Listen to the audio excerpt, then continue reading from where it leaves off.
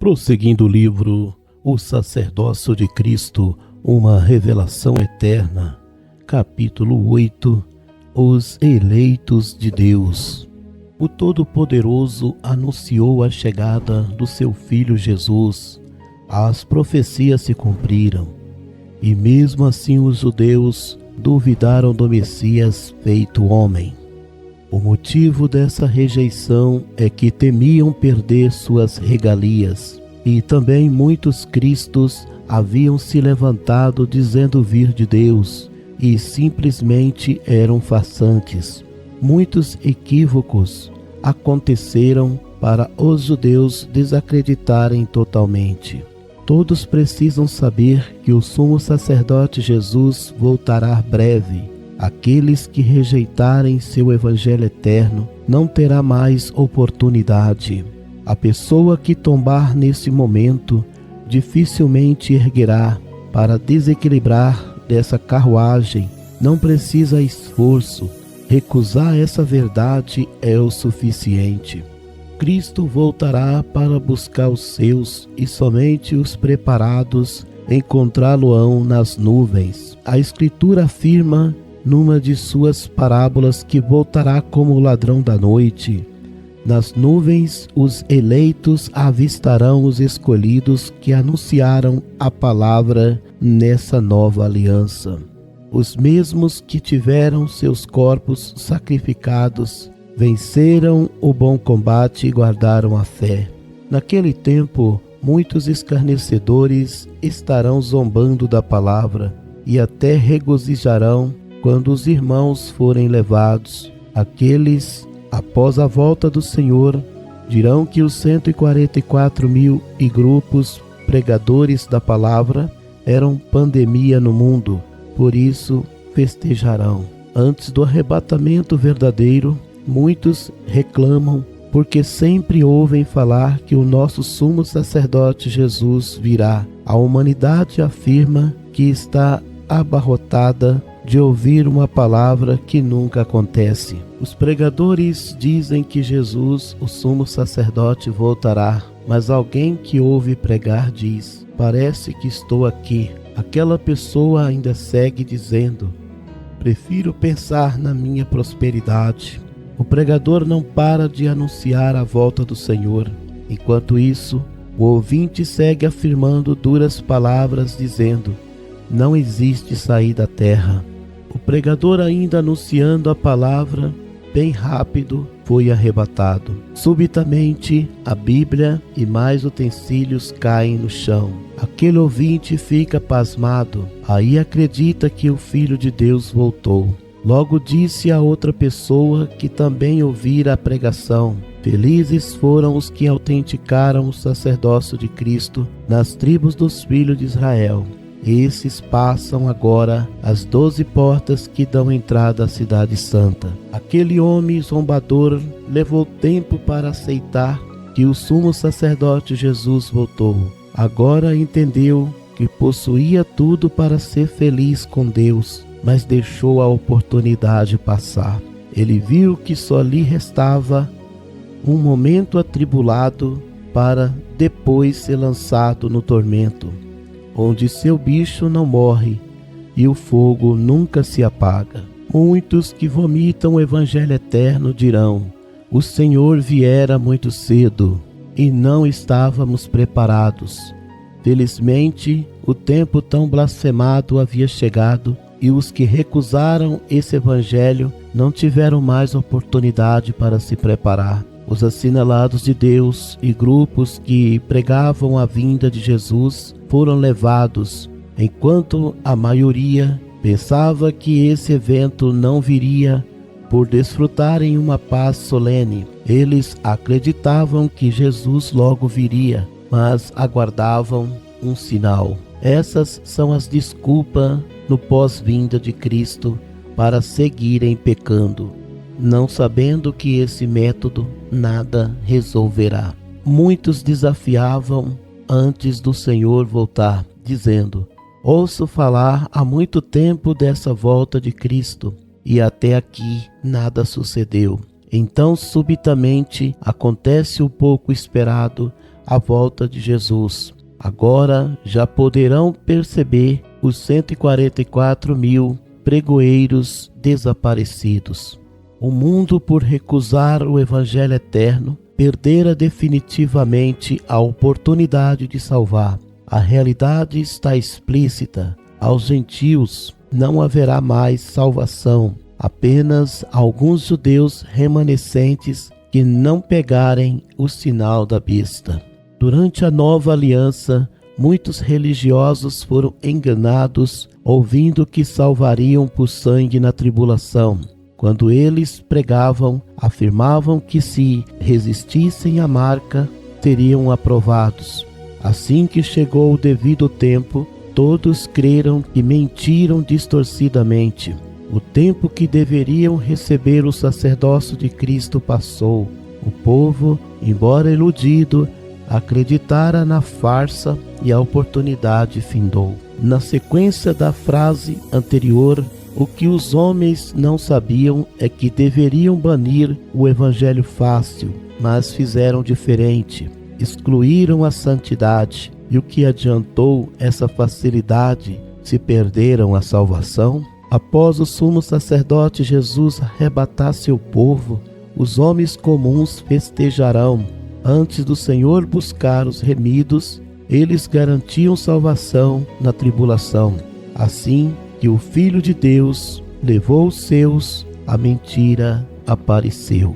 Muitos que confiavam em riqueza e profissão perceberam que esses atributos não trariam salvação. Os excluídos de Deus, por instinto natural, sentirão saudades dos irmãos. Pouco antes do arrebatamento, não importavam que precisariam receber Cristo para se salvarem. Na verdade, eles só deram conta dessa realidade após acontecer, mesmo crendo que a Escritura era a boca de Deus falando aos homens. Após o arrebatamento, os homens alegrarão, porque não serão impedidos pecar. Afinal, ninguém das tribos dos filhos de Israel estará lá. Naquele momento da posse, será lida a cartilha do Jesus Cristo de Ismael, sem que as pessoas percebam. Angústia e treva dominarão aquele recinto. A alma dos homens buscará a morte, mas ela fugirá deles. Pela simulação, quando suceder a volta do sumo sacerdote Jesus, muitos tentarão se atirando de prédios. Os ossos deles se quebrarão na queda, e ainda assim seguirão vivos. Outros, sim, mas não morrerão. Dali quererão esquecer as pessoas levadas para Deus. Enquanto isso, muitas delas não se importarão. Antes afirmarão dizendo: o melhor para esses seria nunca terem nascidos. Antes de Cristo voltar, muitos afastados do caminho arrumaram desculpa para não frequentarem as tribos dos filhos de Israel. Aqueles que comportaram assim na nova aliança já serão assinalados pela besta. Esse fato é verdade e o mundo segue cometendo impiedade. Na primeira semana após arrebatamento, as lideranças religiosas terão dificuldade pelo engano implantado na terra. A humanidade sabia que o tempo de salvação findaria ali, mas não quisera aceitar. Agora que o Senhor voltou, só restavam os judeus para se salvarem, porque se tratava do Jesus Cristo de Ismael e seu reinado que já começava. O homem que antes trouxe paz ao mundo prossegue aplicando alegria em todos. Existe um vazio espiritual na terra, porém aquela pessoa segue profetizando harmonia e igualdade. Agora que muitos o consideram líder mundial, como houve o arrebatamento pela ordem bíblica, deverá ser empossado para apaziguar os conflitos nacionais e internacionais. Nesse reinado a paz prossegue e todos possuem riquezas, trabalhos, compram e vendem. Com esse líder, a terra se tornou o paraíso. ainda mais após tornarem liderança mundial. Assim o testemunharão. O anticristo, que antes implantara ordem na economia, política e religião, não firma nada sem aceitação popular. Nessa condição, toda a sociedade alegra pela paz adquirida. Como se trata de tribulação, os 3 anos e meio está terminando.